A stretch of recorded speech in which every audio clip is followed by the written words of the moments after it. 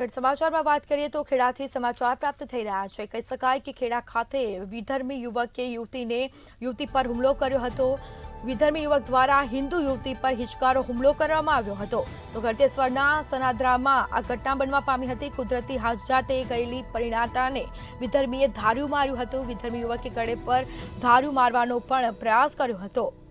તો ઇજાગ્રસ્ત યુવતીને અમદાવાદની એસવીપી હોસ્પિટલમાં સારવાર અર્થે ખસેડી દેવામાં આવી છે।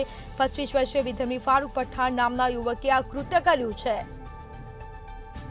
યુવતીને તાબે ન થતા વિધર્મી યુવકે ધાર્યું માર્યું હતું। સાથે જ સેવલિયા પોલીસે આરોપી ફારૂક પઠાણની હાલ અટકાયત કરી છે। વધુ પૂછપરછ પણ હાથ ધરાશે। કાકા શું ઘટના બની? ઇજ્જત લૂંટવાનો પ્રયાસ કર્યો એને સવારમાં સંડાસ જવા માટે કઈ જગ્યાએ? સનાદરાની બાજુમાં ભાગોળ। અચ્છા, આપણી દીકરી સગીર વયની છે? હા, લગભગ 32 વર્ષની ઉંમર કરી। જે શું થયું બેન દીકરી જોડે શું ઘટના બની?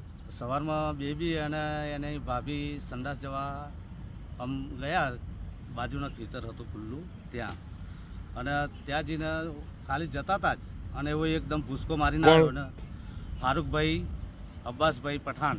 ક્યાંના પત્ની છે? સનાદરાના। તમારા ગામના પત્ની છે? હા, ગામના જ।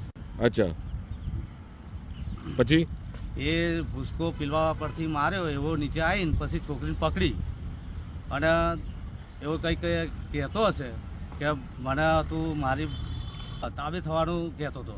તો છોકરે ના પાડ્યું અને એના 1.5-2 મહિનાથી એની ચેડન જ પડ્યો હતો, પણ છોકરી એના કબજામાં આવતી નથી। અને તે દિવસ સવારમાં જ એને આ ઘટના બની, તો છોકરે ના પાડ્યું તો એના ઉપર એકદમ હુમલો કર્યો ધારિયાથી।